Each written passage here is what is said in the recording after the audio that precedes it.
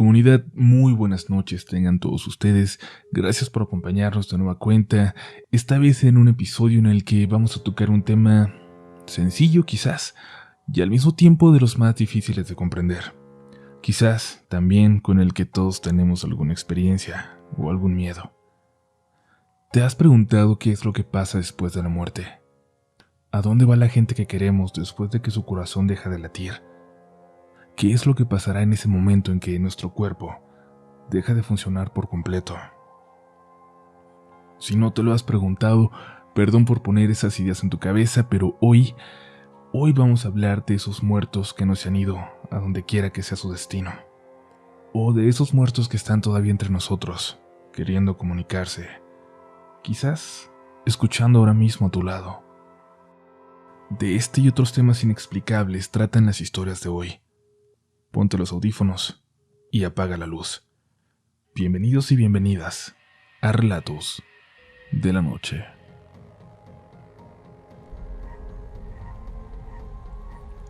Toda mi vida he intentado ser católica, pero toda mi vida también he tenido muchas dudas al respecto de lo que pasa con nosotros al morir. No me he podido entregar a la fe como otras personas. Siempre hubo un dejo de desconfianza, la necesidad de saber, de tener la certeza de qué ocurre después de la muerte, de si hay algo más. En el fondo sé que mi mamá también tenía un miedo parecido. Por eso, cuando fuimos envejeciendo, enfermando, le dije a mi mamá que hiciéramos un pacto, que la que muriera primero, viniera, que le diera una señal a la que se quedó, de que realmente había algo más, de que podíamos creer.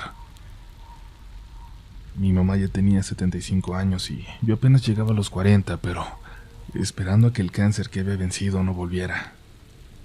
La muerte, pues, no era un pensamiento ajeno ni lejano para nosotras. Recuerdo claramente aquella noche en la que, después de platicar sobre nuestros miedos hasta la madrugada, nos comprometimos firmemente a hacerlo, a llevar a cabo ese pacto.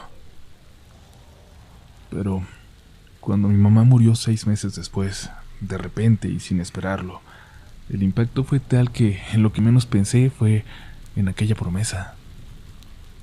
Cuando el doctor salió a hablar conmigo y con mi tía, cuando salió a decirnos que mi mamá acababa de morir, no pensé en esa señal. En lo único en que pensé es que a partir de ese momento estaba sola, más sola de lo que nunca había estado. Que a partir de ese momento tendría que aprender a vivir de forma distinta, sin ella. Los gritos de mi tía, exagerados y dramáticos como era ella, de pronto me sacaron del impacto y me concentré en cuidarla, en hacerla reaccionar. Ella estaba allí para ayudarme, pero fui yo la que tuvo que ir a hacer papeleos, firmar, dejar todo listo para que lo más pronto posible pudiéramos velar a mi madre, enterrarla, llevarla a descansar. Y fue aquella madrugada en ese hospital, cuando mi madre cumplió con su parte del trato. Cuando salí de aquella oficina, regresé a la sala de espera donde se había quedado mi tía, después de tanto llorar, cuando la calmamos, cuando el doctor le dio una pastilla. Era un hospital privado muy pequeño, así que éramos las únicas personas ahí. Mi tía estaba tapada con una cobija, lo cual no me llamó la atención. Supuse que había sido alguna enfermera para ayudarla, para reconfortarla. «Acabo de hablar con tu mamá», me dijo. «Tía, mi mamá ya está descansando», le contesté. «Ya lo sé, no soy un idiota», me dijo mi tía molesta mientras se levantaba. «Te digo que acabo de hablar con ella. Vino a despedirse. Me tapó. No me pude despertar del todo, pero estaba aquí, hablando conmigo». Los ojos de mi tía estaban completamente perdidos, como si estuviera drogada, y la intenté calmar. Ella me quitó y me dijo que no la tratara como tonta o como loca. Y así es mi tía. Siempre ha sido de carácter débil y se enoja por todo. Se volvió a quedar dormida. Yo estaba esperando a que me avisaran que ya nos podíamos ir, que todo estaba listo. Pero en eso se acercó una enfermera y me dijo que que no podíamos pasar al cuarto de mi mamá, que estaba prohibido hasta la mañana siguiente. Yo le dije que ya lo sabía, que solo estábamos esperando a que nos avisaran que nos podíamos ir. No, señorita, yo acabo de escuchar que alguien andaba caminando allá adentro, y no se pueden quedar con esa cobija, por puras cuestiones de sanidad y de higiene. Se acercó entonces a mi tía y le quitó la cobija que tenía encima, pero mi tía ni siquiera se inmutó. Si ya van a andar en el cuarto es una cosa, pero sacar cosas de la habitación de un difunto ya está hasta macabro. La enfermera se retiró enojada y vi que entró con aquella cobija en las manos a la habitación al fondo del pasillo, donde estaba mi mamá. Tía, ¿quién le trajo esta cobija? ¿Quién la tapó? De verdad, ¿quién la tapó? Mi tía estaba muy dormida y no me respondió. Cuando el empleado del hospital me llamó para avisarme que estaba todo listo, recuerdo que al levantarme y caminar hacia él, mi tía, más dormida que despierta, me lo dijo. Me dijo aquellas palabras que no volvió a mencionar, de aquella noche de la que no le queda recuerdo luego de tomarse aquellas pastillas. Aquella noche mi tía me dijo: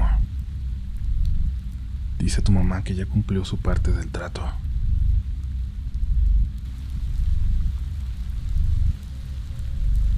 Muy buenas noches, comunidad. Es la primera vez que compartiré algo en el grupo. Esto que a continuación relataré le sucedió a mi mamá por el año de 1978. Me atrevo a escribirlo ya que es un relato muy común dentro de las pláticas de mi madre. Supongo que es porque de alguna forma la dejó marcada y se volvió tal vez un suceso difícil de superar para ella. En aquel tiempo mi mamá trabajaba como maestra en una zona retirada en la región de la montaña alta de Guerrero. Como imaginarán, el pueblo en el que ella trabajaba era habitado por personas indígenas y de bajos recursos. Ella cuenta que aquel año, el ciclo escolar transcurría normalmente. A ella le habían asignado los grupos de quinto y sexto, ya que por estos rumbos se acostumbra mucho que los maestros sean multigrados. En su grupo específicamente, había dos hermanitos, una niña que cursaba quinto grado y su hermano mayor de sexto.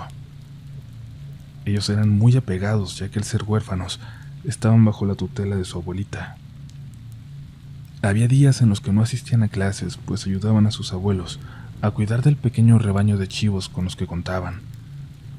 Esta era una situación ya conocida, y que mi mamá claro que comprendía y toleraba.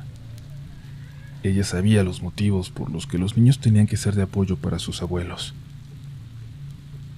Cuando los niños iban a clases, le platicaban tantas cosas a mi mamá sobre lo que veían en el campo los días en que no iban a la escuela, y mi mamá disfrutaba mucho el escucharlos, escuchar sus aventuras.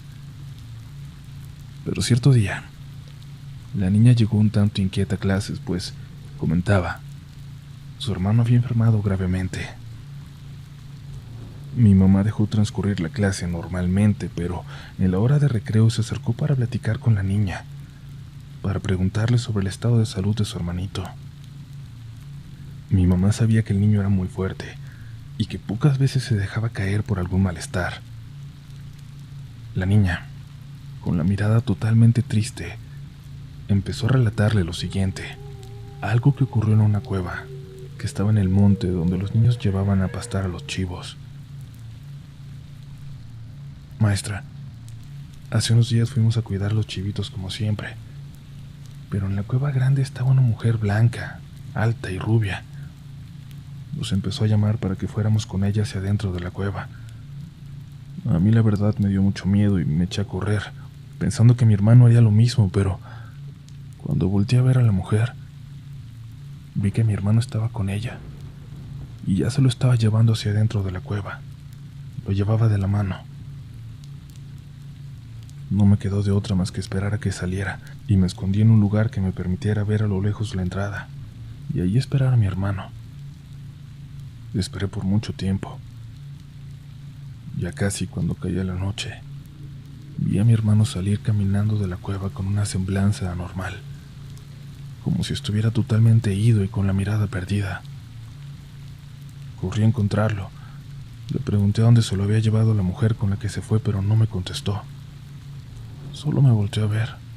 y seguimos caminando hasta llegar a la casa. Mis abuelitos nunca notaron que mi hermano estaba muy raro desde aquel día, y tampoco les quise contar, pero a partir de que cayó enfermo de gravedad, empieza a alucinar, a decir cosas sin sentido que me dan mucho miedo. Creo que les voy a contar a mis abuelitos lo que nos pasó en el cerro aquel día, cuando vimos a esa mujer. Mi mamá no podía creer lo que estaba escuchando. Era algo por lo que ella nunca había pasado en sus años de servicio. Una enorme tristeza le invadió, como presintiendo que se avecinaba algo muy triste para aquella humilde familia. Después de escuchar a la pobre niña, solo atinó a darle ánimos, a decirle que su hermanito pronto iba a mejorar. En esos días la niña dejó de ir a la escuela, y por la carga de trabajo mi mamá pospuso en varias ocasiones el visitar a aquel infortunado niño, hasta que un día le llegó la noticia que menos quería escuchar. Le avisaron que el niño había muerto. Después de eso la niña ya no fue la misma. Su semblanza siempre era triste, pues había perdido a su hermanito, su amigo, su compañero de aventuras. Mi mamá estuvo deprimida por mucho tiempo. No podía creer que uno de sus alumnos, un niño al que vio reír, jugar, que le platicó tantas aventuras en el campo, había fallecido.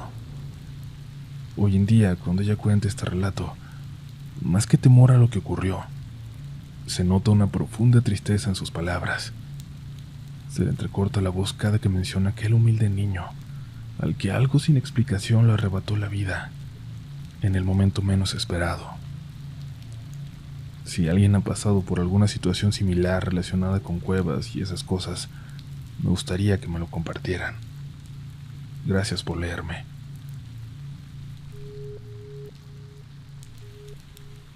Espero que sigas por aquí escuchándonos. Recuerda que la mejor forma de apoyarnos es que al terminar este episodio, si te gustó, se lo compartas a un amigo, a una amiga, a alguien que uno conozca relatos de la noche y que creas que le pueda gustar, o, todavía mejor, que creas que tiene una historia para contar.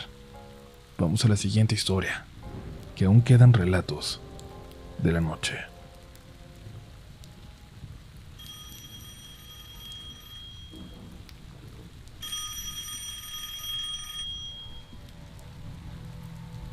Todas las noches sonaba la misma llamada en mi casa. Todas las noches escuchaba lo mismo.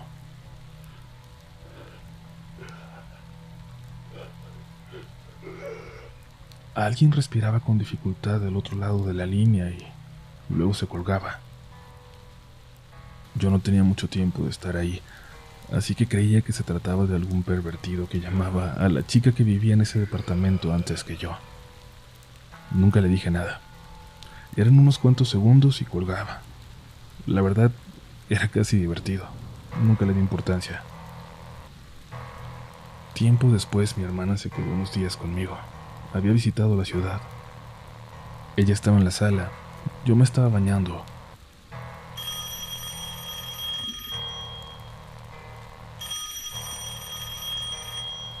Cuando sonó el teléfono, me imaginé que iba a ser ese señor que hablaba todas las noches y que a ella le iba a tocar contestar. Me apresuré a salir temiendo que la confundiera con la inquilina anterior y le dijera alguna porquería.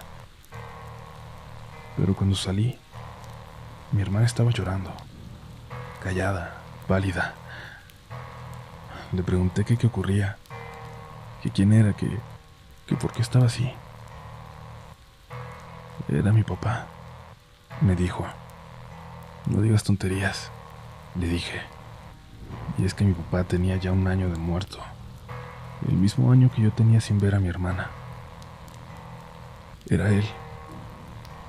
El día que se murió me habló y lo escuché respirar con mucha dificultad en el teléfono.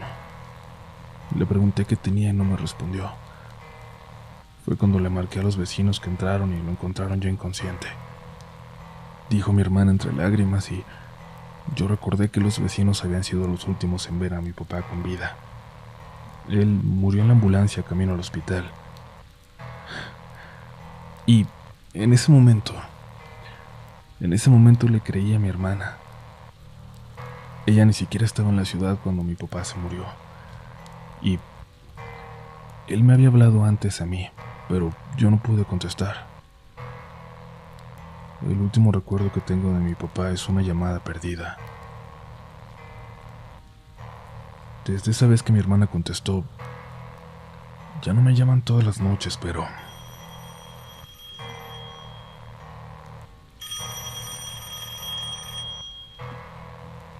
el teléfono sigue sonando de vez en cuando, siempre después de las 11, sobre todo cuando llueve o cuando hace viento, cuando no hay nada de gente afuera, cuando la ciudad parece desierta. Yo, tal vez sea un cobarde, pero desde esa vez ya no me atrevo a contestar.